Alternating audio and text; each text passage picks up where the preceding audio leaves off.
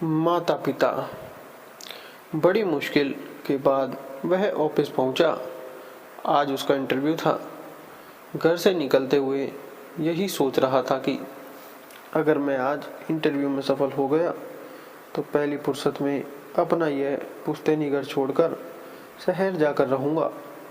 माता पिता की रोज रोज की रोक टोक से तो जान छूटेगी। सुबह जागने से लेकर रात को सोने तक होने वाली रोक टोक से परेशान हो गया हूँ। सुबह नहाने के लिए जाने लगा तो आदेश मिलता है कि पहले बिस्तर सीधा करो फिर नहाने जाओ। स्नान घर से बाहर निकलो तो आवाज़ आती है नल ठीक से बंद कर दिया, तौलिया सही जगह पर रख दिया या यूं ही फेंक दिया। नाश्ता करके घर से निकलने का सोचो तो डांट पड़ती है। पंखा बंद किया, यह चल रहा है, पहले अपनी प्लेट समेट कर रसोई घर में रख दो फिर बाहर जाओ। रोज रोज क्या क्या सुनूं यार, बहुत परेशान हो गया हूँ। नौकरी मिली तो पहली फुर्सत में घर छोड़ दूंगा। ऑफिस पहुंचा तो देखा कि बहुत से उम्मीदवार बॉस की प्रतीक्षा कर रहे हैं।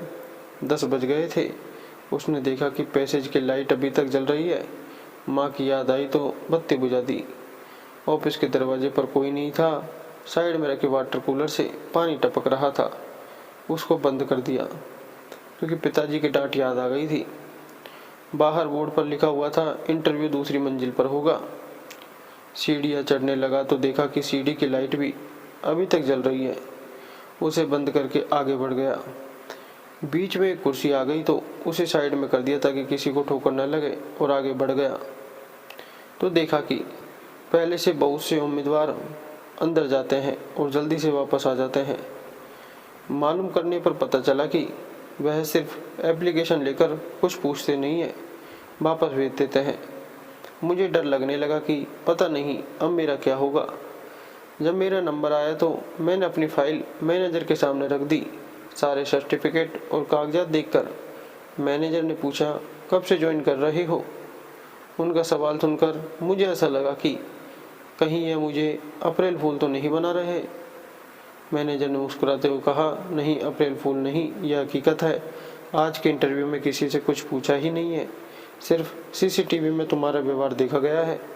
सभी उम्मीदवार आए मगर किसी ने ना नल बंद किया और ना ही लाइट बंद की।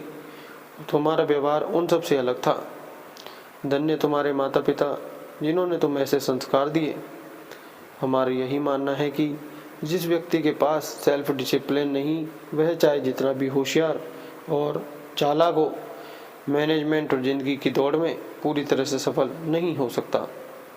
मैनेजर की बातें सुनकर मेरी आंखों में आंसू आ गए कि जिन माता पिता को छोड़ने वाला था, आज उन्हीं के लिए किए गए संस्कारों की वजह से मुझे बहुत अच्छी नौकरी लगी थी और मैंने यह तय कर लिया था कि घर पहुंचते ही सबसे पहले मैं अपने माता पिता से माफ़ी मांगकर उन्हें बताऊंगा कि आज अपनी ज़िंदगी की इस परीक्षा में मैं उनकी छोटी छोटी रोकने और टोकने की बातों से सफल हो गया और उन्होंने मुझे जो शिक्षा और संस्कार दिए हैं उसके सामने मेरी यह डिग्री की कोई कीमत नहीं है।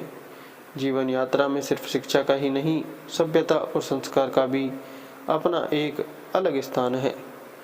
वीडियो अच्छी लगी तो वीडियो को लाइक करें, चैनल को सब्सक्राइब जरूर करें। धन्यवाद।